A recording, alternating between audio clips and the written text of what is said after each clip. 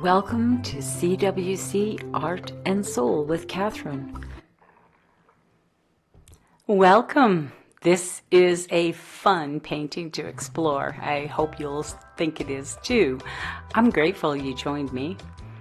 As the title of this video suggests, I'll be talking about the color of the year, which is Mocha Mousse, according to Pantone's selection, and there are several new shades in the spring and summer fashions as well. You'll see the cerulean blue, soft pink, buttery yellow, etc.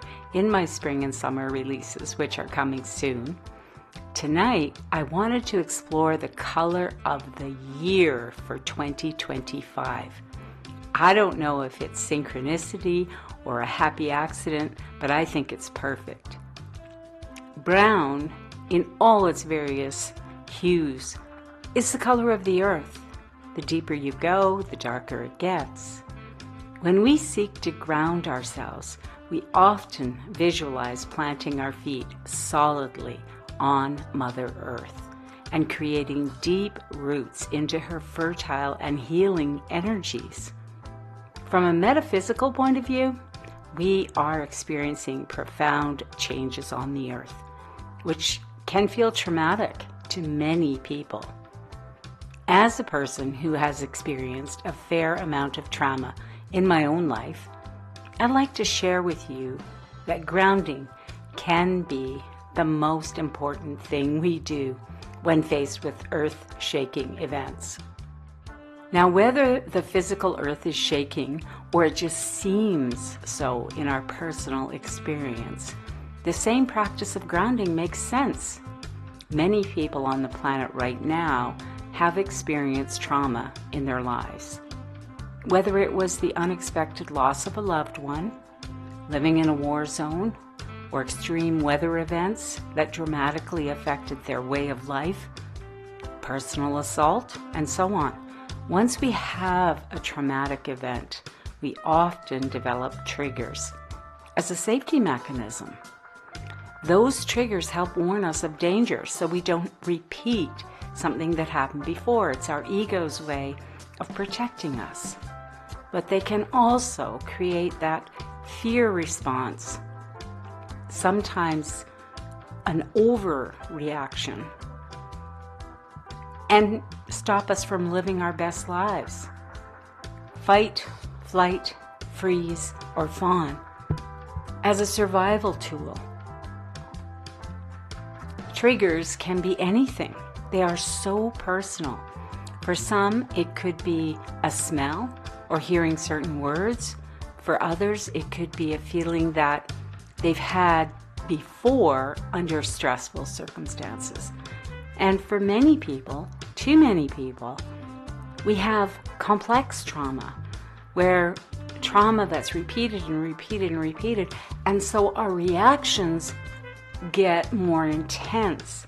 It's almost as if the ego is telling us, you didn't listen before, this happened, you didn't listen before, I'm telling you again. And it seems like the stress, the triggers, the fear gets louder, especially if we haven't done personal healing work, if we haven't looked at these things, especially things that happened in childhood, that can kind of freeze us in that survival mode.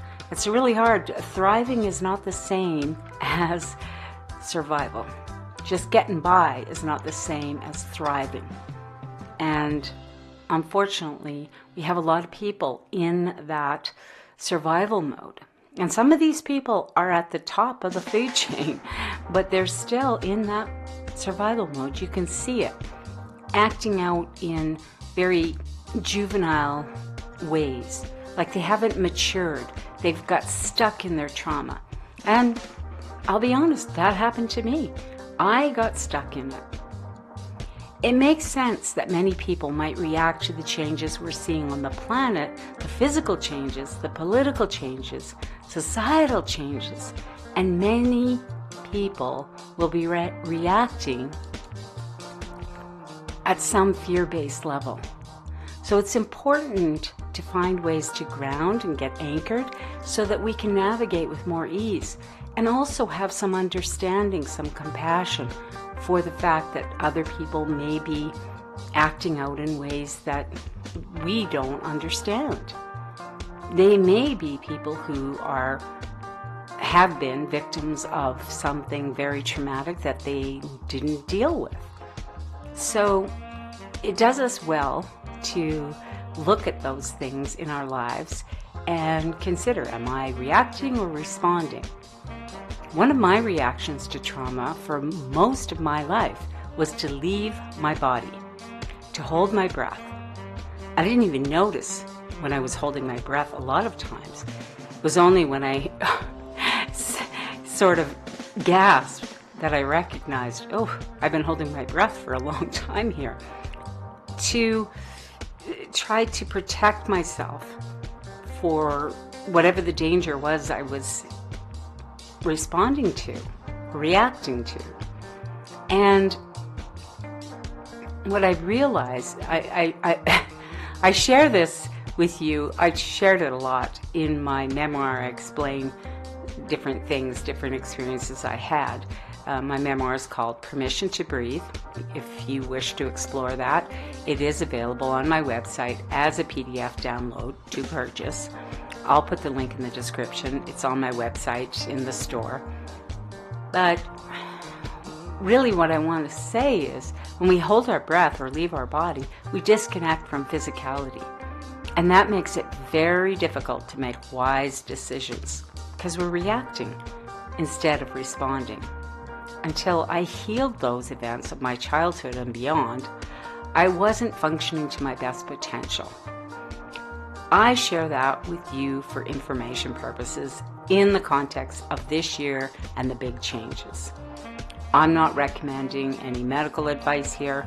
I'm simply sharing my own experience and my awareness that I feel like this is no accident that this would be the color of the year.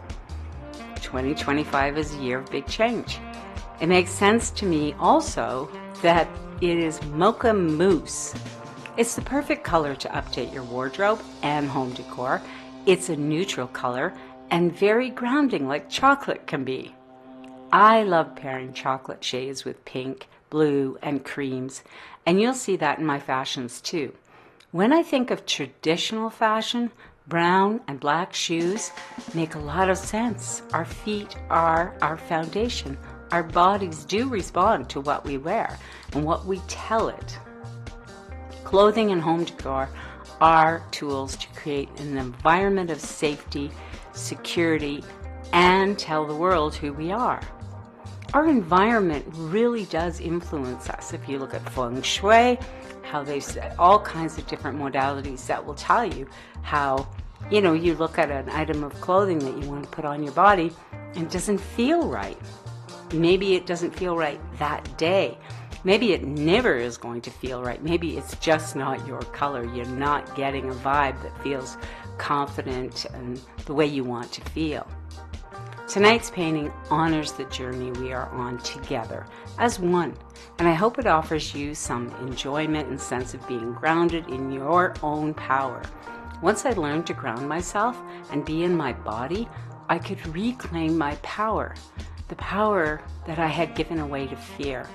And people talk a lot about freedom, but they're not recognizing how often we give away our power. It isn't as loud as you might think. Giving away your power happens in subtle ways all the time. And you don't have to fight to get it back. You just have to reclaim it. Be aware of where you gave it away. We've been trained that everything has to be a fight. Everything worth having is worth fighting for, on and on and on. I think that's an old ideology that is imprinted in us that makes us always want to go to war for something. If we want something we think is valuable, somehow we think if we don't fight for it, it won't be enjoyable. It won't be worthy of having. I think we need to revisit some of those things. I'd love to read your comments if you wish to share, and of course visit the website for more of my original art. explore my So Fantastic fashion line. It's all made in Canada. I couldn't be prouder of the workmanship my partner, Le Galeriste, puts into every garment. So that's something also for you to look at. The colors I'm using tonight all remind me of earth energy. Mocha Mousse suggests a lightness, and I think that's what we need on the planet right now to counter the harshness we see in many places. Rose gold is a soft metallic energy, a sweetness like the scent of the rose. Cream white is also a soft, subtle shade, and titanium white is a strong and pure. I also use several mica pigments for the various degrees of pink to blend with 2 shades of brown, burnt umber and cinnamon brown. As you see, I use my straw, and I call that the breath of the divine, because whatever we call that energy that created all that is, breathes me too. And sometimes a soft current of air is needed, and I create different designs when I do that. And other times I use the blow dryer, which provides a stronger force. And you see, the painting, the creative aspect of it is all symbolic of life. At least it is for me. It feels that way to me. So I hope you're going to enjoy this video and maybe some food for thought. At the end, you'll see the dry results. Okay, so that's really what the meaning of this painting is for me. And if you see something different, I would love it if you would share with me. Explore my fashions. Let me know what you think.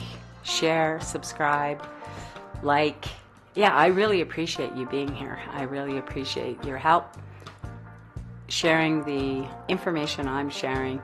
I know it's very different because I'm sharing art, fashion, and my life wisdom that I've gained to this point.